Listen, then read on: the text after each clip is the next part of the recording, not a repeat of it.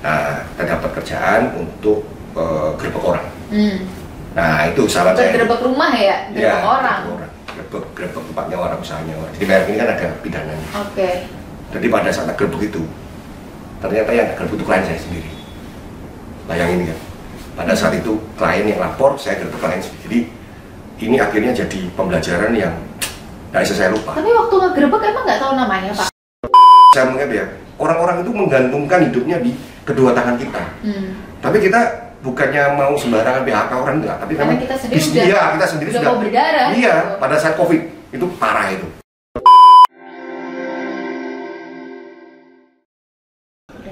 Jadi hari ini saya senang banget karena narasumber kita kali ini sangat-sangat spesial. Nah, nanti kita akan belajar banyak tentang haki ya di sharing kita kali ini. Nah, jadi narasumber kita itu adalah founder dari PT BNL Paten. Siapa lagi kalau bukan Bapak Benny Mulyawan? Ya, halo. Halo Bapak. Wah, ini dari Surabaya ya? Dari Surabaya terbang ke Jakarta. Waduh, luar biasa. Terima kasih banyak Bapak atas waktunya. Nah, berarti kalau tentang haki nih Pak, Bapak udah tertarik dengan haki itu dari tahun berapa Pak? Dan kenapa tertarik? Ya sebenarnya nggak sengaja aja ya. Karena ada temen dari Kalisat. Kalisat itu salah satu tempat di Jawa Timur, Jember ya. Jember itu salah satu tempat di Jawa Timur memang memproduksi beras. Nah, saya diminta tolong untuk ngurusin merek dagangnya itu didaftarin, katanya dipatenkan. Bahasanya waktu itu dipatenkan untuk supaya bisa dapat perlindungan hukumnya. Itu saya nggak ngerti. Saya udah sempat nolak tuh ya, karena memang saya pikir background saya nggak nunjang untuk itu. Tapi karena dia maksa, ya sudah saya cari informasinya. Oke. Nah, berarti sudah sampai sekarang udah berapa tahun sekitaran? Jadi kalau kita kerja itu sebenarnya dari 2005. Oke, Cuman kalau punya izinnya itu dari 2006. Oke, berarti udah sekitar 10 Oh lebih. 20 ya? Ya, 20 kalau tahun. dari 2005 ya 20 tahun. Oke. Nah, dari sekian banyaknya bisnis nih Pak, kan ada bisnis restoran, bisnis lain-lain. Kenapa Bapak akhirnya tertarik untuk mempelajari haki dan akhirnya fokus untuk di bisnis ini? Ya, saya lihat ya tadi mulai dari kita secara tidak sengaja, akhirnya kita cari, apa ya? Ternyata yang ngurus itu ternyata ada, kita petakan ada tiga area. Yang pertama yang paling besar itu marketnya yang bil jasa yang ngurus. Kemudian yang kedua ya ada profesi advokat, kemudian ada profesi notaris yang ikut-ikut bantu ngurus daftaran ini. Nah waktu itu 2005 itu kita antusias ya. Nah nemunya setelah ditarik-tarik itu adanya waktu itu konsultan paten. Cuma konsultan paten itu memang beda dengan konsultan yang ngurusinnya, memang ngurusinnya teknologinya. Nah baru lahir itu di 2006. Oh oke. Jadi profesi ini sebenarnya baru lahir itu 2006. Waktu itu 2005 ada pelatihan di UI. Ya kayak ya semacam informasi ya diam-diam aja, nggak ada yang nggak banyak orang tahu. Akhirnya kita coba gali, coba daftar dan lulus. Oh oke. Nah lulus nunggu antri apa diangkat menteri kan, jadi ada SK Menteri Hukum dan lain-lain. Nah kebetulan saya di Surabaya angkatan yang sendirian ya. Jadi kalau di bahasa apa ya, bahasa ekonomi itu namanya mungkin disebut Blue Ocean Strategy ya, karena sendirian. Sama bingung juga ya. Sama sebenarnya lawannya itu mindsetnya dari masyarakat yang nanti kita mau layani. Karena di mindsetnya mereka itu kita ini seperti kayak yang ngurus SIM, ngurus apa, ngurus STNK kayak gitu ya. Jadi dianggap biru jasa, mungkin atau lebih kasarnya dianggap calo. Oh oke. Ya, jadi kita yang tugas saya mungkin yang paling berat adalah gimana sih ngubah mindset bahwa kita ini punya garis yang keempat. Jadi ada garis biru jasa sendiri, ada garis advokat, garisnya notaris. Kita bikin garis namanya konsultan haki waktu itu tipis. Gak bisa tebel karena mindset orang, penerimaan orang kita masih dianggap tadi calo. Calo itu kayak untuk membantu memperlancar ya. Iya, ya itu kalau kita lihat kayak ngurusin nah. Iya. Oke. Nah, berarti kan udah sekitar 20 tahun nih Pak haki. Ada nggak sih kasus-kasus yang menarik seputar haki? Banyak. Yang pernah Bapak tangani dan itu unik gitu ceritanya. Iya.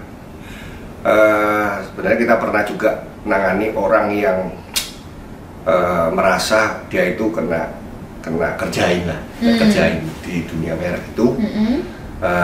Akhirnya dia minta tolong saya untuk ngurus. Ya pertamanya kita ya filter dulu lah, filter dulu, lihat ini siapa sih, ternyata memang layak, memang benar yang diomong, ya mungkin kita bantu. Nah setelah kita bantu ya ternyata bisa goal semua. Tapi memang ini berat. Beratnya apa? Karena areanya banyak. Ada kasusnya di polisinya ada, kasusnya di JKI ada, di pengadilan ada, banyak. Jadi kita harus petain satu-satu. Nah, ada untungnya semuanya itu happy ending semua. Nah, ketika itu happy ending, tiba-tiba pers itu mau ngangkat ceritanya ini. Makanya dia punya tagline-nya itu juga bikin orang kepingin baca ya. Judulnya bangkrut gara-gara sengketa merek. Nah, itu 2010 itu. Itu cerita 2010. Makanya dari sana kok ternyata memang banyak ya UMKM kita yang sebenarnya nggak ngerti yang disebut haki itu apa, yang disebut merek apa, semuanya paten soalnya. Dari awal semuanya paten. Dan ternyata kita juga punya tanggung jawab moral untuk bantuin itu. Makanya kita nomor satu kita gandeng yang namanya di JKI itu kan ada kanwil ya. Nah itu kita renter kanwil hukum dan HAM. Dan kebetulan sampai sekarang ini kita hubungannya baik sama kanwil hukum dan HAM. Karena itu kan yang ada di Jawa Timur. Sekarang udah berubah ya namanya ya. Kalau menterinya kan sekarang udah pecah 3 ya. Kementerian Hukum, Kementerian HAM, sama Kementerian namanya itu IMIPAS, Imigrasi Pemasyarakatan. Jadi ada sekarang tiga. Nah di kita ini masuk yang Kementerian Hukum. Jadi akhirnya mau nggak mau ya kita semangat. Artinya apa? Ini kesian ya orang yang nggak ngerti sama sekali, yang buta, ternyata bisa dikerjain gara-gara cuma masalah sepele. Sebenarnya masalah sepele, cepet-cepetan daftar. Iya. Kalau kita lihat sekarang yang kasus yang lagi heboh di Indonesia ya, yaitu Densa itu. Jadi kasus Densa itu kan sebenarnya kasus yang sebenarnya nggak terlalu rumit untuk itu, tapi karena mungkin karena kalah cepat daftar sehingga dia kecolongan. Nah ini akhirnya jadinya kayak gini. Nah beritanya sudah kalau ngidul banyak orang yang nggak ngerti ikut ngomong, yang ngerti nggak mau ngomong. Iya, soalnya kadang orang ngomong cuma cari trending aja gitu, nggak ada pertanggungjawabannya kali ya. Ya awal-awalnya saya pikir kenapa ya kok misalkan kita sebagai yang pemilik mereknya itu kan harusnya kita wajib itu mempertahankan mereknya. Tapi kesannya kok kayak dikerjain untuk setengah-setengah. Nah berarti ini memang ada satu kerjaan lagi yang namanya lawyer haki. Sebenarnya makanya kita menuntutannya konsultan haki itu adalah profesi yang putus, pedot. Kita bahasa Jawanya pedot. Karena pada saat mereknya itu dikena usul tolak kita bisa urus, kita bisa anda. Tapi begitu mereknya ditolak, kita juga masih bisa komisi banding. Tapi ketika komisi bandingnya ditolak, kita mundur. Karena harus ada satu profesi yang memang gantiin kita untuk bantu kalau kliennya tetap mau upaya. Nah, dasar itulah bahwa sebenarnya ini harus ada law firm yang khusus haki. Supaya apa? Supaya pendaftaran dari awal sampai bisa nyambung sampai upaya itu bisa terakomodir. Nah ini sambungannya ini orang nggak percaya kalau misalkan orang daftar merek masa sampai pengadilan. Nah ternyata ada kasusnya. Jadi mereknya ditolak, kita banding ditolak, kemudian kita harus ke pengadilan. Mereknya itu tapi karena sudah dijalankan ya bisnisnya ya. Masalahnya sudah jalan. Kadang udah atau bisnisnya di luar negeri sudah jalan, jadi mau masuk di Indonesia ternyata dia nggak bisa masuk. Karena ada nama yang sama. Ada yang namanya sama, atau ya karena mungkin orang yang di lokalnya mungkin cari-cari informasi di luar ya, akhirnya datang duluan di Indonesia. Nah Pak, saya tertarik nih. Jadi dulu kan seperti yang kita tahu ada kasus ya, yang waktu geprek Bensu. Nah itu kan punyanya Ruben Onsu ya. Akhirnya kan itu jadi masalah dan malah kalau nggak salah Ruben Onsunya dituntut karena namanya. Nah itu menurut Bapak gimana? Waktu Ruben Onsu mendaftarkan namanya itu kan pasti sudah dicek kan seharusnya. Nah ketika dia sudah cek, sudah lolos, udah bikin ayam goreng di mana-mana, terus tiba-tiba ada info bahwa oh ini udah ada nih namanya. Nah itu gimana Pak? Ya itu di permukaannya seperti itu. Sebenarnya ada jauh sebelum perang yang geprek itu, Ruben itu sebenarnya perangnya sama Bengkel Susu di Bandung. Bengkel Susu, iya. Itu yang punya pertama kali yang punya merek Bensu. Nah itu yang pertama kali dan itu selama ini mungkin ditutup-tutup tidak pernah disebut. Ya ada salah satu podcast lah, itu saya nggak mau cerita, ada satu podcast dari tempatnya Ruben Onsu itu beli merek itu 4 miliar ke Bensu, ke bengkel susu ya, itu. bengkel susu itu. Dan saya sudah dibayar. Ya, katanya sudah dibayar. Cuman saya berpikir itu kok aneh ya bayar segitu dengan ini. Ternyata sebenarnya mereka tuh sudah gugatan dulu. Belum gugatan geprek yang di Jakarta sama PTN geprek. Ini Benus Jono ya udah perang duluan sama yang di Bandung. Dan kebetulan yang di Bandung itu bisa menang. Dan akhirnya baru karena di gugatannya itu disuruh minta maaf. Nah, kemudian itu beli aja udah. Supaya biar kasusnya udah selesai cepat, akhirnya dia dapat sertifikatnya itu dengan cara beli. Nah, begitu dia beli dapat, baru babak keduanya tarung sama yang ini, rekan bisnisnya ini. Jadi itu sebenarnya itu circle itu. Kalau yang tarung yang kedua itu circle-nya. Itu tahu sama tahu, kenal sama kenal. Sudah satu circle lah. Tapi yang beda circle itu sama yang di Bandung. Tapi yang di Bandung itu yang mendaftar duluan. Nah, pertanyaannya kok bisa bengkel susu? Ya kan dia lain jualan, memang. Tetapi di merek itu ada sertifikat merek, ada klaimnya kelas 4 ya. Dia ngambil restoran. Nah, begitu ada restoran berarti dia bisa ngeklaim jual geprek juga bisa. Oke. Berarti sama si bengkel susu ini sudah selesai sebenarnya waktu dibayar 4 miliar. Sudah. Berarti ini kasusnya si Ruben Onsu sama circle-nya sendiri. Iya, tarung sendiri. Oke. Jadi kalau kita orang luar kan kelihatannya gimana? Padahal ini ceritanya ini sudah apa ya? Keluar dari makna haki yang sebenarnya. Jadi kalau makna haki sebenarnya nggak seperti itu. Makna haki sebenarnya ya dia daftar untuk perlindungan. Bukan perang sampai gini kan, ini kan akhirnya kita usut. Ini yang benar yang menang yang mana. Masyarakat akhirnya tuh capek. Nggak ada. Dulu tuh semangat. Dulu kan semangat tuh dengerin. Betul. Sekarang udah males dengerinnya. Udah capek dia. Akhirnya ya biarin aja perang-perang sendiri. Sekarang udah nggak pernah lihat kan? Iya. Justru kalau kayak gini nih, yang penting mereknya atau perangnya. Jadi merek itu tercederai sebenarnya. Ketika kita makin perang habis-habisan nggak jelas, maka satu merek itu brandnya bisa menurun. Nah, lain kalau misalkan levelnya mereknya itu sudah merek terkenal atau well known ya. Begitu mereknya sudah well known, dia udah naik kasta. Mereknya, contoh mereknya saya sebut aja merek kopi Starbucks. Nah, kopi Starbucks itu bukan lagi bisa ngantem jenis kopi, tapi dia bisa mukul yang jenisnya lain. Rokok bisa. Jadi ada perusahaan daftarin merek rokok, mereknya Starbucks, dia bisa mukul itu. Kenapa? Nah, karena mereknya itu ada level, ada tingkatannya. Ada yang mereknya masih normal, ada mereknya sudah well known. Nah, well known pun dibagi dua. Bisa yang mukul seperti tingkatannya aja kayak merek tangki air, profil tank itu hanya tingkatannya aja.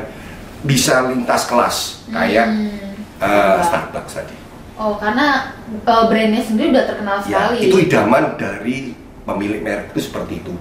Dia mengharapkan bahwa merek itu nanti bisa lintas kelas, bisa melindungi di beberapa kelas sekaligus, semua kelas, dan ada value-nya atau nilainya. Kalau syukur-syukur bisa dijaminkan. Nah, ini ngomong jaminan kan sudah ada aturannya tapi nggak jalan. Kenapa nggak jalan? Ya belum siap, ekosistemnya belum siap. Aturannya sudah ada. Sekarang kalau misalkan kita punya sertifikat merek itu dinilai berapa? Nah, penilainya belum ada. Jadi ini banyak yang belum support. Seandainya bisa nilai pun buat lembaga perbankan yang ngasih duit, itu juga termasuk risiko. Saya kemarin nanya, gimana? Nanya salah satu bank swasta besar. Kalau di tempat kami nggak berani dulu karena ini akan masuk ke risk management. Jadi ada masuk manajemen risiko. Oke. Nah, Pak, mau tanya ini kalau misalnya nih kayak ada orang yang mendaftarkan produknya, itu kan berarti bisa lewat Bapak ya? Ya. Nah, untuk mendaftarkan produk itu biasanya fee-nya berapa? Itu ada dua sebenarnya. Biayanya itu kalau di PNBP-nya itu ada dua. PNBP itu penerimaan negara bukan pajak yang kita bayar ke negara. Kalau yang skala UMKM itu 500.000 cuma bayar ke negara. Iya. Sedangkan kalau misalkan selain UMKM, belum. Karena kalau kita sekarang nggak boleh pegang UMKM. Jadi UMKM harus langsung. Tapi kalau misalkan yang umum bisa. Nah, kemudian kalau yang umum itu 1,8. Kalau di kita pasti akan 1,8 ditambah fee-nya itu. Nah, fee-nya itu nanti tergantung juga. Itu karena sekarang udah pegang saya pegang banyak yang sampai job desk saya di BNL itu ketika mereknya diusut tolak, ketika ditolak, kemudian kita banding, itu wilayah saya. Kalau pendaftaran harusnya nggak gede-gede amat lah, nggak sebesar nilai PNBP-nya lah, nilainya untuk fee-nya. Jadi kalau dihitung itu masih harganya ya masih wajar-wajar aja. Oke. Terus untuk sekali daftar itu untuk berapa tahun? Sekali daftar untuk berapa tahun itu pertanyaan yang bagus. Sekali daftar sebenarnya untuk 10 tahun kalau mereknya graded. Kalau mereknya ditolak ya sudah selesai. Nah, tinggal mau upaya nggak. Kalau mereknya ditolak berarti nggak ada jaminan, dia harus ganti nama dan bisa ganti nama, bisa upaya ke komisi banding namanya. Jadi ada fee-nya lagi, ada fee-nya lagi dan ada PNBP-nya lagi. PNBP-nya penerimaan negara dengan pajaknya lebih besar lagi daripada kita pendaftar. Itu biasanya orang mau banding karena mereknya jalan. Kalau mereknya nggak jalan ya nggak mau. Pasti skip lah, nggak perlu Pak. Nanti kita cari merek. Mending ganti lagi. Ya. Oh oke. Nah terus Pak, kalau misalnya nih kita kan ada kasus-kasus ya gitu, yang ada kasus kan sebenarnya bukan hanya orang yang menengah ke atas gitu, ada yang menengah ke bawah. Itu biasanya dari pemerintah sendiri ada membantu nggak sih untuk upaya haki ini? Nah itu kalau ada yang berseteru. Iya, saya sih nggak pernah lihat gimana ya cara bantunya juga, karena posisi dari pemerintah itu juga ikut digugat. Ya, jadi kalau misalkan kita dalam satu gugatan yang kayak pembatalan ini, tentulah Densa. Densa ini yang digugat adalah yang daftar mereknya, yang orang lokalnya, yang orang Indonesia, perusahaan Indonesia-nya, juga yang ikut digugat juga di JKI-nya. Nah, kalau di JKI kan sebenarnya pemerintah. Mau siapa lagi membantu kan ikut digugat. Nah, kalau ketika digugat ya otomatis kalau dari pemerintah pasti akan membela orang yang daftar merek. Karena itu adalah produknya dia kan, dia pasti akan bela. Nah, kecuali mungkin kalau gugatannya itu bukan pembatalan, gugatan penghapusan, itu mungkin dia nggak perlu dilibatkan, bisa, boleh. Artinya penghapusan kan beda sama pembatalan ini. Kalau pembatalan itu kita harus buktikan bahwa orang itu daftarnya dengan niat nggak baik, ada mirip-miripin punya orang, itu pembatalan. Kalau penghapusan nggak cerita itu. Penghapusan itu ceritanya merek ini nggak dipakai sehingga saya mau pakai. Karena merek nggak pakai, ada upaya untuk hapus mereknya ini. Jadi ngujinya lain, ngujinya di pasar pakai survei, ada nggak di lapangan. Jadi gini, yang menarik undang-undang kita berubah gara-gara ini. Undang-undang 2015 itu berubah gara-gara penghapusan. Ada satu orang namanya Ricky Tio itu nguji materi di Mahkamah Konstitusi. Dia bilang nggak fair Pak, di Indonesia ini kan ada COVID. COVID kan umurnya 2 tahun. Jadi kan sekarang ini 3 tahun. Sama dia 3 tahun ditambah 2 tahun jadi 5 tahun. Diuji habis, gitu. Habis dia minta 5 tahun kesempatan, dikasih. Dan itu sudah dikasih free. Dikasih, artinya gini, aturan itu sudah berlaku. Jadi kalau orang mau gugat penghapusan nggak bisa hitung lagi 3 tahun. Dia harus memastikan bahwa merek ini tidak dipakai selama 5 tahun berturut-turut. Bukan dihitung dari dia daftar, tapi ngitungnya dari sejak sertifikat terbit. Nah lain. Ada orang yang keliru kemarin, gugatnya ngitungnya dari permohonan. Salah. Sertifikat terbit. Iya, offset dia. Iya. Akhirnya dibuang. Jadi kalau dari kita mengajukan sampai sertifikat terbit itu biasanya berapa lama? Bagus itu pertanyaan bagus. Selama ini kalau misalnya di JKI selalu bikin tuh secara yang normal. Dari sana saya bikin di sini, buku ini saya bikin. Ada kota-kotanya. Jadi saya kombinasikan jadi 9 kota. Nah, 9 kota itu akan bisa menjawab pendaftaran merek itu pertama berapa lama, kedua butuh biaya berapa, ada di sini. Based on experience. Jadi kita hitung berdasarkan data historis. Bisa kelihatan angkanya dikeluarin berapa, kemudian berapa lama waktunya. Coba dekat-dekat ini kan dari Direktorat Jenderal kan bisa bikin waktunya makin singkat. Dulu bisa 2 tahun, sekarang memang pendek, bisa 5 bulan itu keluar. Oke, sekarang kalau kita harus di aju jempol. Kenapa kok bisa cepat sekarang? Bisa lebih cepat ya? Ya, karena perubahan dari manual pergi elektronik itu membantu. Nah, kalau dulu tuh kita harus kasih ucapan selamat ya kepada Dirjen yang sebelumnya yang memang mengharuskan kita waktu itu di 2019 harus pendaftaran secara elektronik, sehingga pada saat 2020 bisnisnya kita nggak terpukul. Jadi tetap jalan, loket tutup, elektronik jalan. Nah itu salah satu mungkin game changer ya, yang sama sekali mungkin di industri lain mungkin nggak bisa. Mungkin di industri pertahanan mungkin nggak bisa, tapi di industri yang pendaftaran merek ini jalan. Gara-gara apa? Gara-gara Dirjen waktu itu maksa, nggak tahu mungkin dukun ya mungkin. Jadi nanti bakal lahir COVID 2020 saya nggak tahu. Tiba-tiba dia maksain kita semua 2019 ini harus elektronik semuanya. Mungkin pada saat itu yang dihadapi adalah ini makin lama butuh cepat nih masyarakat, akhirnya dia nelorkan kebijakan seperti itu.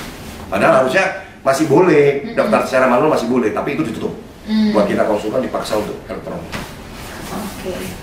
Terus Pak, kalau misalnya nih, saya sedikit penasaran, kalau kayak ada produk, itu kan biasanya ada cara pemasarannya ya, biar produk ini semakin terkenal gitu kan. Nah, kalau dengan usaha Bapak, Haki, itu menawarkan produknya seperti apa?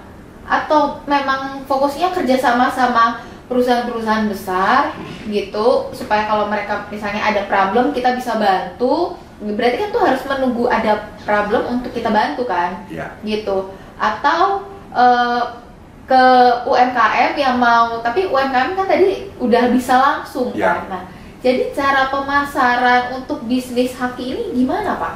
Ya, ini tak balikin lagi ya, karena saya startnya kan sebenarnya 2005. Ya kalau 2005 itu kita ini sebenarnya punya teknik pemasaran itu ya kayak orang zaman dulu, nempel-nempel kan, spanduk atau apa gini. Jadi ibaratnya kita cari market itu berdarah-darah, karena kita harus dibandingin harga dengan yang biru jasa dan susah.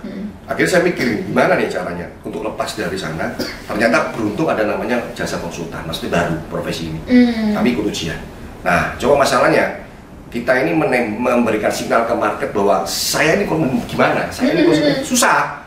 Akhirnya mau nggak mau kita collab. Nah, kolaborasi udah. Dengan? Ya, dengan Kanwil. Nah, Kanwil yang paling dekat, tapi kita kira nempel. Sambil kalau Kanwil ada bikin acara sosialisasi, nah Kanwil pun bisa sosialisasi sama Disperindak, sama UMKM. Saya pernah waktu itu bantuin sampai 100 merek punyanya UMKM. Saya bantuin. Dari informasi dari mana? Dari Disperindak. Kalau di Surabaya namanya Disperdaging, Dinas Perdagangan dan Perindustrian. Saya startnya dari sana, termasuk liatin namanya berita resmi merek. Saya nggak bawa contohnya. Berita resmi merek itu di situ ada kelihatan siapa aja yang daftar apa aja bisa lihat. Cuman bedanya kalau dulu berita resmi merek itu dibatasi, tidak semua merek itu masuk di situ. Tapi merek-merek yang sudah difilter baru bisa buka di situ. Jadi kita pilih. Yang kita pilih siapa? Yang kita pilih adalah yang nggak ada kuasanya. Soalnya kalau ada kuasanya nanti bisa ribut, nggak konflik. Mending kita cari yang ada namanya orangnya. Nah itu yang kita surati. Jadi ongkos yang besar waktu itu adalah ongkos untuk pos. Jadi kayak ya itu direct mailing itu awal-awal. Makanya ketika landscape berubah, nah kita harus berubah. Nah begitu kita berubah itu posisi kita udah kali ini lumayan. Udah lumayan. Kalau sekarang ini udah 22 perusahaan TBK, Kupabrik udah kita pegang. Dari kita, mesti udah kuasai dari kita. Kemudian ada beberapa merek kosmetik itu yang something gitu ya. Ya kita itu saya waktu lahir merek itu saya tahu. Saya tahu dan dia masuk pendaftaran itu sampai ke 123 negara. Nah itu juga salah satu game changer yang kedua, di mana tidak ada waktu itu konsultan yang bisa kerjain. Satu orang nggak bisa, saya aja waktu itu saya Indonesia. Kebetulan saya waktu itu ke Singapura belajar, daripada nganggur kan. Saya belajar di situ satu minggu pulang masuk pergi pulang terus. Akhirnya saya tahu daftar merek di internasional itu seperti ini. Nah pada saat Indonesia udah assign bahwa Indonesia mau gabung join pendaftaran internasional, saya dijadiin salah satu narasumbernya, dianggap paling ngerti. Ya itu, jadi beruntungnya karena pertama. Jadi enaknya pertama itu ya itu belum ada, ya belum ada tapi betul, cuman kita harus edukasinya. Ini barang apa sih ini? Apa bedanya you dengan secara nggak sengaja karena tadi ada networking juga, network ya kayak tempatnya Pak Erni kan juga network. Nah network nggak sengaja tiba-tiba masuk link satu merek termahal Indonesia. Nah merek itu pasti pernah lihat lah. Biasanya nempel di Garuda Indonesia itu. Mereknya Wonderful Indonesia. Nah, itu kebetulan saya yang ngurusin. Jadi tepatnya saya ngelanjutin. Udah didaftar, habis itu saya ngelanjutin. Jadi dengan waktu itu zamannya itu harapannya Setelah merek itu didaftarin, nanti akan diajuin ke berapa 100 negara untuk perlindungannya, karena dia punya Wonderful Indonesia ini kan ada di mana, Times Square, New York, ada di London. Nah itu dia maunya ke situ. Waktu itu visinya Pak Menteri Pariwisata waktu itu di situ, Pak Ari Biaya kepinginnya seperti itu. Tapi belum jalan, belum sempet, beliaunya kayak lengser ganti menteri. Akhirnya mandek ya. Nggak diterusin? Nggak, mandek udah. Jadi akhirnya acara yang kemarin itu programnya udah stop. Udah ya, tapi paling enggak saya daftarin 2 merek yang dari Kementerian Pariwisata itu. Pertama Wonderful Indonesia, yang kedua Pesona Indonesia. Yang Wonderful Indonesia ini katanya mereknya paling mahal. Cuma saya nggak tahu nilainya bagaimana, saya nggak ngerti pada saat itu. Apakah merek Wonderful Indonesia lebih mahal daripada merek BCA? Karena kita tahu merek BCA itu kan sekarang nilainya 470 triliun valuasinya untuk ngitung berdasarkan ngitungnya dari Brandsat yang kantor-kantor perusahaan yang untuk nilai merek itu. Terus gitu katanya. Nah, apakah nilainya Wonderful Indonesia ini di waktu di-compare sama atau lebih tinggi, saya nggak tahu. Oke. Terus waktu awal ngebangun bisnis Haki nih Pak, karena kan Bapak hampir pertama ya untuk pertama. bisnis ini dari 2005 Ya. itu mulai terkenal atau mulai ada harapan ini yakin nih bahwa akan besar itu setelah tahun berapa? Jadi ya kita percaya hobi juga. Jadi nggak ada ceritanya. Jadi bisnis itu ada hobinya juga. Jadi pas 2007 saya masuk ke alumni. Saya kan alumni Ubaya, saya nempel di situ. Nah, saya ngasih proposal ke alumni, ayo kita bikin acara Haki yuk. Pertama ya mungkin nggak ada respon. Acara untuk bikin, ya kita bikin acara event untuk memberikan edukasi tentang Haki yuk. Nah, nggak ada respon sama ketuanya waktu itu. Tapi 8 tahun kan aku fight terus bikin ngerapin terus kan proposal. Akhirnya suatu saat dia mungkin ya mungkin karena aku gigi ya. Kan gigi itu penting nih, mulut ya. Akhirnya dia bilang, ya udah bikin. Begitu bikin, kita bisa mengundang dari petinggi dari DJKI itu, direktur merek sama direktur IT datang. Dan itu sukses acara itu. Nah, begitu acara sukses, saya copy paste itu. Acara itu saya lihat, pada saat itu kan saya bukan jadi narasumber, saya jadi ikut di tim penyelenggara. Nah, di 2008 saya bikin acara juga, saya jadi pembicara juga.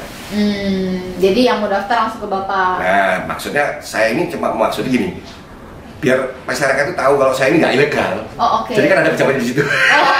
Jadi saya mau nunjukin, ini loh pejabatnya. Iya, ada pejabatnya bener sudah. Saya ini sudah diverifikasi nih mereka, masa kamu nggak percaya? Sebenarnya seperti itu. Jadi kita bikin masyarakat trust susah.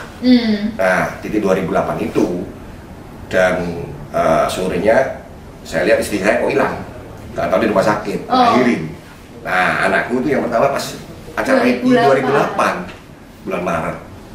Nah, akhirnya dari sana tiba-tiba yang namanya udah kena kerek sendiri, terkerek di 2008. Pas anak kedua lahir. Anak kedua lahirnya tahun? 2012. 4 tahun ya? Itu lebih gila lagi, langsung tambah gas. Akhirnya saya dijuluki 2012 itu dijuluki dokter merek di situ. Ada Jawa Pos wawancara. Nah, dari sana masuk ke halaman. Ada dokter mobil, ada dokter merek ya itu, gitu ya? bukan dari saya ya, dari orangnya yang dari Jawa Pos. Ini, dia bilang artikelnya susahnya jadi dokter merek. Nah itu, jadi pada saat 2012 itu saya kebetulan juga bikin buku yang pertama. Nah, judulnya 8 jalur mendapatkan merek terdaftar. Kebetulan saya sambil promosi dikit lah sama orangnya Jawa Pos. Nah ini seperti ini bukunya, dari dibaca-baca, ya akhirnya wah ini bagus ini Pak, di Surabaya kita butuh gini-gini. Ya. Artikel itu besar, karena besar dapat ini kan, mau cari berita yang kiri karena ya berita saya. Karena posisi belakangan. Secara psikologis kan yang kiri sama kanan pasti dibaca yang kanan. Iya, orang kan ngebaca sini dulu. Betul, kan itu Pak, fotonya juga gede waktu itu, besar banget. Jadi eye catching lah, tak ini udah tahu. Itu mulainya 2000. Nah waktu di dalam prosesnya itu pernah nggak sih kepikiran mau pindah bisnis? Awalnya ya. Awalnya. Pada saat awalnya itu kan sempat frustrasi, karena kan meyakinkan masyarakat itu susah. Sempat saya pikir gini, ini saya gabung aja ya ke Biro Jasa. Karena Biro Jasa juga nawarin saya, kan dia juga butuh. Ada Biro Jasa kayak Biro Jasa STNK juga. Iya, tapi itu besar. Biro Jasa itu bilang, terus kamu kan ini aja ikut bendera saya. Jadi akhirnya, wah waktu itu pikirannya lagi kayak pertentangan ya. Akhirnya pikir-pikir dah plus minus saya lihat, akhirnya kita harus pakai bendera sendiri, ya itu akhirnya pakai bendera sendiri. Ya pakai nama BNL itu kan nama saya ngambil huruf matinya itu, B, N dan L-nya itu Margali. Jadi BNL itu sebenarnya itu nggak usah ngambil ribet-ribet. B nama saya B, huruf mati B, B. N ambil N satu kan, kemudian L-nya itu Margali, Li. Jadi gabungnya itu udah. Jadi bukan N ini, jadi sesimpel itu bikin nama. Akhirnya ya memang karena nama itu terlalu generik, kita kesulitan masarkan mereknya itu untuk ke benaknya orang susah. Dibandingkan kalau misalkan nama-nama yang sudah ini kan. Kalau BNL lebih kira apa ini kan? Saya taunya MBL, apa MBL yang buat tanding basket? Ya itu kebetulan daftar saya juga, MBL. Ya MBL, kemudian DBL. Iya DBL. Iya. Saya punya saudara kan kemarin sempat ada DBL Lampung ya kalau nggak salah. Iya nontonin kan ada live di YouTube gitu. Oh ternyata DBL kayak gini. Ya itu daftarnya di tempat saya itu. Ternyata daftarnya di Bapak? Iya DBL. Luar biasa. Ya, DBL Arena itu kan yang pegang Mas Asrul, Jawa Pos ya. Sekarang jadi bosnya bonek Persebaya, termasuk Persebaya yang bantu daftarin. Nah, di dalam membangun nih Pak, pernah nggak sih kesalahan yang pernah Bapak lakukan gitu di dalam proses haki ini, tapi mungkin nggak berhasil, tapi itu jadi pembelajaran yang berharga buat Bapak? Sangat. Jadi karena pada saat itu sebenarnya kita sudah mulai merambah ke ada lofongnya ya. Jadi ada benderanya 2, yang untuk konsultannya itu BNL, sedangkan itu lofongnya namanya MMP. Kenapa? MMP? Iya, MMP. Mulia-muliaan partner, jadi ada partner yang dari Jakarta, jadi saya connect ini supaya tadi nggak putus tadi itu. Tujuannya sebenarnya MMP itu lahir untuk membackup BNL aja awalnya, seperti itu. Nah, kita dapat kerjaan untuk gerbek orang. Nah, itu salah saya. Gerbek rumah ya? Gerbek orang? Gerbek tempatnya orang, usahanya orang. Jadi merek ini kan ada pidananya. Jadi pada saat gerbek itu, ternyata yang gerbek itu klien saya sendiri. Bayangin kan. Pada saat itu klien yang lapor, saya gerbek klien sendiri. Jadi ini akhirnya jadi pembelajaran yang nggak bisa saya lupa. Tapi waktu ngegerbek emang nggak tahu namanya Pak? Karena nggak tertulis namanya, yang ada tokonya. Saya kan nggak tahu tokonya. Oh jadi Bapak punya klien tapi nggak tahu kalau klien punya toko. Nggak tahu. Dan itu pun yang digerebek maksudnya bukan merek jasa ya, tapi merek dagang. Kebetulan ada salah satu barang lah yang digerebek di situ. Pertanyaannya, saya tahunya kapan? Saya tahunya besoknya. Setelah baca Jawa Pos, loh, ini kok kayak klien saya. Iya. Jadi dari sana. Apa itu? Nah, ini menarik. Dari sana ada yang ngasih suara. Pak, kita mending pura-pura nggak tahu aja, Pak. Ya memang aslinya memang nggak tahu. Memang nggak tahu. Tapi kita maksudnya mau cuci tangan gitu loh. Iya. Nggak bisa, aku bilang. Jangan kayak gitu. Kalau kita sekarang posisinya jadi dia gimana? Akhirnya saya datang. Udah siap ditampar saya, udah siap dimaki-maki udah. Iya. Tahu nggak? Klien sendiri. Iya, klien sendiri. Begitu saya datang ke sana, saya minta maaf. Ternyata sambutannya di luar dugaan. Saya pada saat itu panik saya nyari kamu, tapi nomor teleponmu ganti ya? Iya, yang pakai anakmu. Waduh, anakmu juga nggak bisa ini, nggak mau ngasih. Akhirnya dia panik. Tapi aku bilang gini, udah, aku datang ke sini, apa yang bisa saya bantu untuk meringankan. Terus akhirnya gimana? Akhirnya dia minta untuk dimediasi. Terus mediasi? Akhirnya tak mediasi, kan yang pelapornya itu kan siap ngasih aku sukses dan lain-lain, ataulah untuk meringankan beban dari sini. Saya mediasi, dan itu sukses mediasinya. Waktu itu saya nggak ngerti ilmu mediasi, nggak ngerti.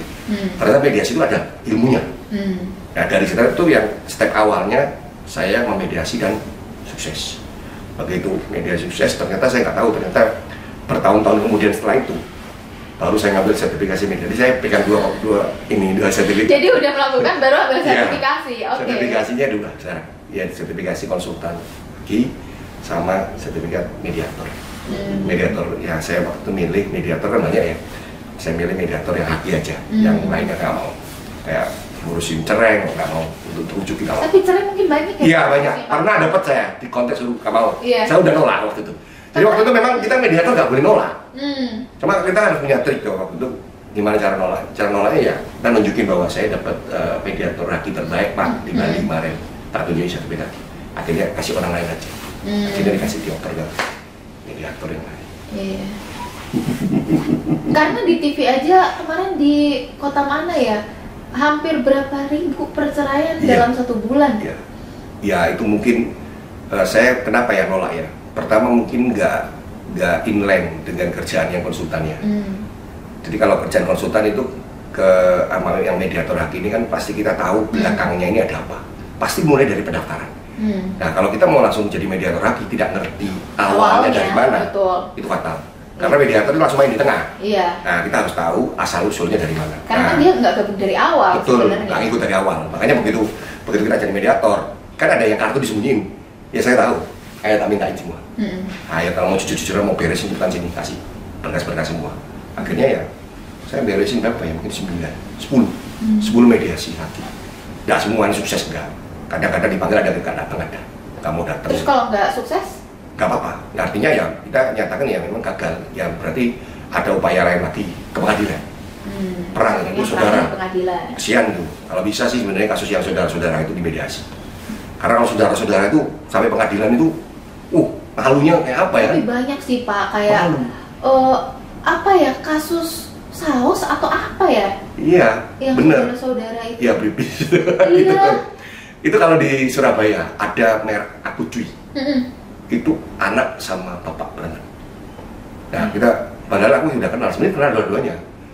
Nggak sempat saya mediasi, nggak sempat. Sebenarnya bapaknya itu sebenarnya pernah bermasalah dengan merek Aqua.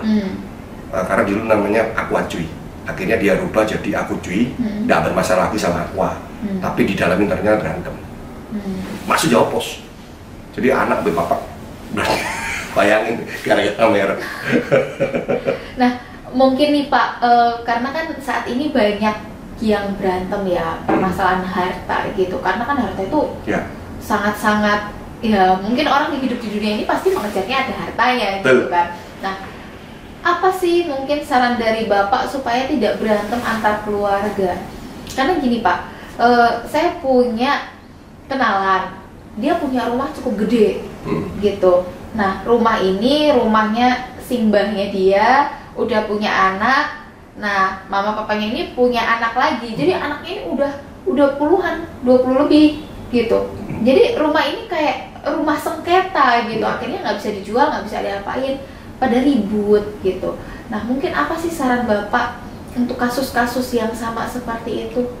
Ya, yang pihak-pihak ini dipanggil. Itu gini.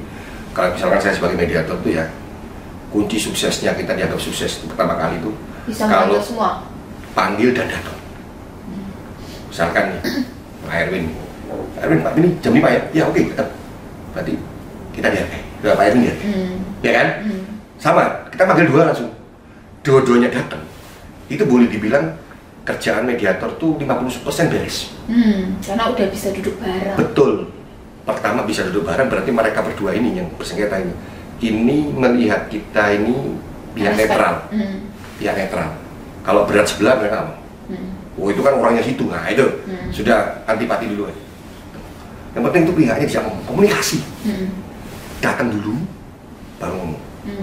Dan pastiin orang yang datang ini, kalau bisa nggak bawa yang lain-lain. Kalau yang bawa lain susah. Jadi benar-benar, karena nanti ada kompornya banyak. Ya itu makanya, ya itu maksud saya. Iya. Jadi yang nggak ada hubungan tuh minggir dulu. Iya. Jadi datang dua orang yang sengketa ini. Betul. Jadi akhirnya mereka berantem sendiri biasanya. Itu kita bacanya itu bukan masalah yang sebenarnya. Makanya kita bilang masalah dua, masalah yang sebenarnya dan masalah yang bukan sebenarnya. Biasanya yang keluar itu bukan sebenarnya. Tapi habis satu disuruh keluar, satu jak ngomong, itu ternyata oh kamu butuhnya ini, udah mulai ngerucut nih. Berarti misalkan ada 7 poin, 3 udah deal. Kita harus beres yang 4. Nah kita panggil lagi sana. Lama-lama ya memang nggak bisa ketemu sampai sebulet ya, tapi ada jalan tengahnya ini, bisa selesai. Dan aku yakin bisa, karena kalau yang mempengaruhi ini bisa minggir-minggir semua. Jadi sebenarnya kamu butuhnya apa sih? Oh aku butuhnya ini, kompensasi segini. Jadi merek itu ada yang ngomong itu biaya, ada yang ngomong ini aset. Kalau ditanya bener mana biaya, bener dua-duanya. Saya kemudian katanya kalau kamu menganggap bahwa merek ini aset, saya minta SPT-mu. Di SPT-mu ada nggak mereknya? Kalau nggak ada berarti dianggap bukan aset, kos. Nah, banyak orang nggak ngerti bahwa merek itu harus dimasukin ke dalam suatu saat nanti dia akan jual. Begitu dijual kan mereknya dijual mana buktinya? Kalau itu mereknya dia, iya, betul. Kalau di asetnya. Nah, baru nanti tukang pajak datang, keliatin berapa, kamu jual berapa, biaya kamu keluarin berapa, di situ kamu bayar pajak berapa. Nah itu urusannya konsultan pajak udah yang urus. Tapi setidaknya bahwa aset kita tidak cuma rumah, karena ada orang yang sudah ada perjanjian ya, udah dari semua lah, semua. Ternyata nyantol di merek dan dianggap remeh mereknya, kebetulan mereknya jalan. Kalau mereknya nggak jalan sih mungkin nggak terlalu sengketa, karena mereknya jalan itu dikejar terus. Oke. Nah kalau untuk 5-10 tahun mendatang nih Pak, menurut Bapak bagaimana tentang bisnis Bapak sendiri? Apakah akan fokus kepada pengembangan lebih banyak nih jumlahnya yang menggunakan haki dari Bapak gitu dengan bantuan Bapak, atau lebih banyak elemen yang mau ditambahin lagi? Misalnya sekarang udah ada haki, besok mau bikin konsultan apa gitu. Ya. Pengembangannya lebih kemana kalau perusahaan Bapak? Ini sebenarnya kan kita collab ya, yang ada hubungan dengan kita nih lawyer pasti ya. Kalau misalkan berarti banyak ya lawyernya? Ya harus lawyer, harus nggak perlu banyak, yang penting fokus. Iya. Pikir itu banding tolak, nah, tadi ada law firm. Habis itu butuh notaris untuk jual beli. Jadi mereka ada jual belinya, bisa pindah-pindah. Nah, itu ada notaris. Jadi kita ini pekerjaan berbagi, harus collab. Nah, ada satu pekerjaan yang memang masih kosong. Mungkin kalau di rumah, kalau jual beli rumah ada namanya agent properti. Ada kan agent properti? Di kita ini nggak ada. Agent yang jual beli merek, jadi nggak ada, masih kosong. Dan ini apa ya? Ini ada Pak, ada marketnya. Jadi kalau ada orang nggak mau pusing daripada daftar lama-lama, mending kamu mau punya kapasitas paling kita. Nah, seperti itu. Yang mengkonekkan antara yang punya sertifikat merek dengan yang butuh merek, belum ada. Sampai hari ini belum ada. Tuh, kemudian kita bisa ngembangin market seperti yang pasar internasional. Ini saya mulai mikir, karena kan lagi banyak seminar go export ya, dan ternyata mereka itu baru bingung kalau misalnya di ekspor di negara itu mereknya yang belum kedaftar. Nah ini saya bisa melayani. Saya baru masuk lini baru di 2018 terkait dengan pendaftaran merek internasional by Madrid Protocol. Nah itu saya bisa melayani mulai sekarang mungkin ada 50 sekian merek lokal yang sudah di go internasional. Secara ini ya, secara sertifikat merek. Nah dulu kan Bapak pernah punya bisnis lain ya, PT Indah Gold Signature. Itu saya sebagai direktur di situ. Dari 2008 sampai 2023. Nggak sampai 15 tahun, hampir 15 tahun. Hampir 15 tahun. Itu butuh ini juga, butuh effort juga. Karena pada saat kita berubah bisnisnya, jadi model bisnisnya berubah. Dari awalnya cuma retail, dagang, habis itu ada namanya manufacture untuk nyetempel emas, yang 9 yang 4 kali itu. Nah, itu belajar lagi dah. Bikin pabrik, belajar lagi, kemudian mulai masarkan brandnya lagi. Nah itu ilmunya sendiri. Sama kayak kita lah, kita ngerti ilmunya haki ya, tapi belum tentu bisa jualan. Betul. Itu different story. Ya memang beda, dunia beda. Kita bisa jualan, tapi suruh ngomong haki nggak bisa. Nah sekarang ini harus butuh satu pengetahuan selain dua yang digabung di hybrid. Ada satu pengetahuan yang namanya IT itu. Nah di tempat kita itu kita bikin aplikasi sendiri yang masih internal ya. Kita kasih nama Jarvis. Ya ini memang terinspirasi dengan Iron Man ya. Terinspirasi dari situ. Cuma dia sempat kita dapat merek itu juga susah. Karena untuk dapatkan merek aplikasi itu kelas 9 ya, klasifikasinya. Itu kita harus melalui upaya yang ditolak dulu. Jadi jangan dipikir aku konsultan, saya konsultan ini bisa ngurus punyanya orang, mungkin sendiri pasti tidak ditolak juga. Ditolak juga. Memang kita bilang, masa dokter gigi gak sakit gigi ya? Kemana ya ke dokter gigi kan? Iya, tapi ke dokter gigi lain kan kita bisa benerin. Bener, iya itu. Akhirnya kita, kalau bedanya kita konsultan bisa ngurus sendiri. Ya kalau dokter gigi gak bisa. Itu bedanya. Tapi tetap masalahnya sama. Ketika ditolak, ya kita tetap mengalami fase penolakan. Pernah ditolak. Gitu. Sakit nggak Pak? Ya, lagi kepingin merek itu kan gampang diucapkan, berbau-bau teknologi juga. Berbau kecanggihan, kita lihat ada filmnya juga. Jadi telah dilihat ini merek aku harus dapat nih. Nah, dengan upaya segitu akhirnya bisa dapat. Ya upaya cukup keras lah, walaupun nggak sampai pengadilan. Bisa beres. Kalau dari segi profit nih Pak, lebih untung mana sebenarnya? Dan perusahaan haki atau perusahaan emas?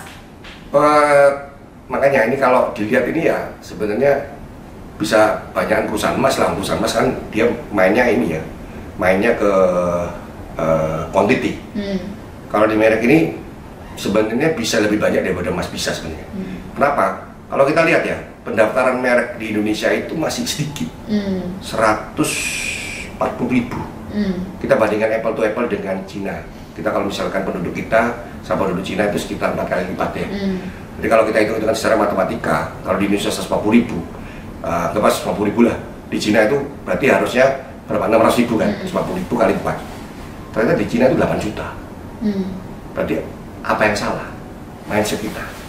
Di sini banyak difasilitasi, fasilitasi terus, jadi akhirnya tidak menganggap bahwa merek itu penting. Dia harus penting ya. Jadi agar karena orang difasilitasi sama orang yang berjuang sendiri beda effortnya. Dia bilang ini penting ini, misalkan dia dapat sembahyang mungkin di Gunung Kawi. Dia kan dari Gunung Kawi ada kan? Lo kan ada dapat merek betul. Ada kan merek betul dari Gunung Kawi harus dapat nih mereknya. Kejar dapat. Tuh, jadi itu percaya. Dan merek ini juga bisa bawa hoki. Jadi kalau kita sudah dapat merek yang memang kita itu merasa bahwa ini memang jalannya dan nemu, ya dijalani. Kadang-kadang kita memang timur ya.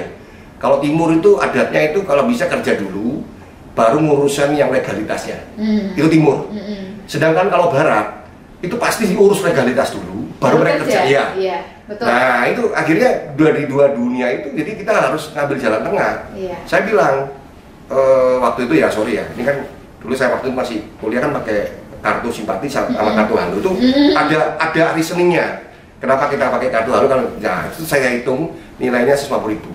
Kalau pemakaian lebih dari 150.000 saya pakai kartu halu. Sama kayak ini merek. Saya hitung 3 bulan. Begitu 3 bulan pasar sudah respon, cepat segera daftarin. Cuman kata-kata itu saya ngomong 2012. Kalau sekarang saya nggak mungkin ngomong kayak gitu. Kenapa? Ya karena harus segera daftar. Karena sekarang kita bisa mendaftarkan tiap menit. Kita bisa daftar. Kalau dulu nggak, jamnya dibatasi. Dari jam 9 loket buka, kemudian setengah 3 udah tutup semua. Kita untuk masuk nunggu besoknya. Itu waktu. Apalagi ngantrinya banyak. Ya waktu Tangerang. Nah sekarang kita mau masuk jam 12 malam pun bisa. Gitu. Oke. Nah terakhir nih Pak, mungkin ada pesan gitu untuk anak-anak muda yang mungkin sedang berjuang juga, kan Bapak bisnisnya udah sukses nih Pak gitu. Jadi tapi di sekarang itu kan banyak PHK gitu. Yang PHK mungkin lagi mau coba lah bisnis sendiri aja. Tapi kan bisnis itu tidak semudah itu ya Pak. Betul. Banyak harus tantangan, rintangan yang dilewati. Nah mungkin Bapak bisa memberikan semangat, motivasi untuk anak-anak muda yang sedang berjuang. Saya ini belajar juga, karena gini, dunia sekarang ini itu jauh berbeda dengan dunia saya waktu itu. Jadi saya banyak belajar, justru klien saya ini ada tempat saya belajar.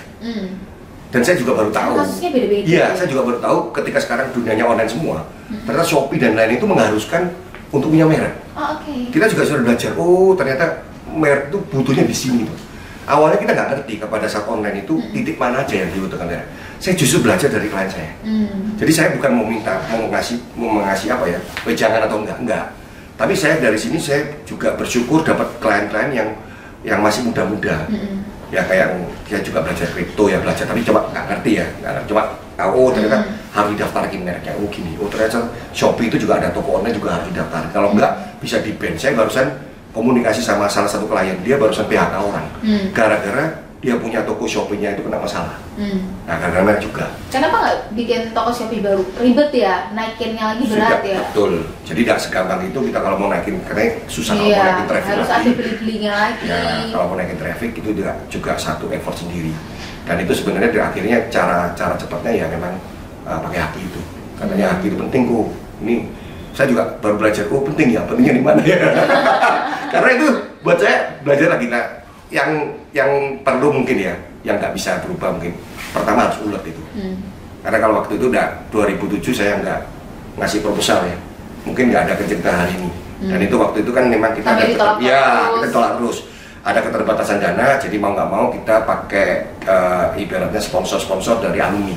Dan itu baru jalan titik nolnya di 2007. Belajar dari sana baru kita bisa duplikasi di 2004. Nah, pertama harus ulet, yang kedua ya memang harus belajar terus. Itu ilmunya nggak bisa dipakai, kalau yang ilmu dulu nggak bisa dipakai. Karena sekarang kita dunianya udah berubah. Jadi kita mau nggak mau ini, wah ini kita harus gimana? Saya punya game changer pada saat Madrid protokol pertama. Saya memang pertama waktu itu, tapi kan nggak pertama terus. Yang sekarang ini kan masih ada yang pertama di kategori lain, ada lagi. Nah ini mau nggak mau kita belajar dengan anak-anak muda ya, terutama klien. Saya nggak bisa ngasih wejangan apa-apa. Yang penting nomor satu pasti ulet itu nggak ada obatnya, itu harus ulet. Kemudian yang kedua ya memang harus belajar terus. Begitu ada yang baru ya kita belajar. Pengaruh nggak dengan efek dengan bisnis kita? Kalau ngefek ya berarti PHK udah. Kalau sudah PHK sudah mau ngomong apa? Ya kita nggak bisa mengerti ya. Orang-orang itu menggantungkan hidupnya di kedua tangan kita. Tapi kita bukannya mau sembarangan PHK orang enggak, tapi memang kita sendiri sudah mau berdarah. Iya, pada saat Covid itu parah itu. Untungnya pada saat itu terima kasih dibantu, DJKI-nya siap online. Dan untung kantor kita juga udah siap ada ID-nya. Jauh sebelum masih manual ya, kita sudah siapin ID. Kita udah mikir ke depan ini ID penting. Makanya kita harus support untuk ID-nya. Ini tuh yang pertama ulet, yang kedua itu belajar terus. Dan jangan nomor 3 ya jangan lupa mengucap syukur. Karena ucapin syukur itu, tapi pikir apa ya, dari atas itu akan ini. Kayak seperti tadi saya kan udah siap dimarahin kan. Pada saat saya grup klien saya sendiri udah siap. Aduh siapa ini harus, pokoknya intinya saya mau bantu. Kan tidak sengaja tiba-tiba dari sana timbullah saya dapat sertifikasi baru yang namanya mediator itu. Justru belajar dari klien yang bermasalah. Baik, terima kasih banyak Bapak atas sharingnya. Saya yakin apalagi kan banyak pengusaha juga ya, UMKM yang mendengar ini juga di komunitas-komunitas kita ataupun komunitas UMKM yang lain, pasti mereka akan lebih belajar lah bahwa memang merek dagang itu sangat penting banget untuk mereka bisa segera daftarkan. Saya terima kasih juga dikasih kesempatan untuk wajah-wajah di sini. Terima kasih Bapak atas sharingnya.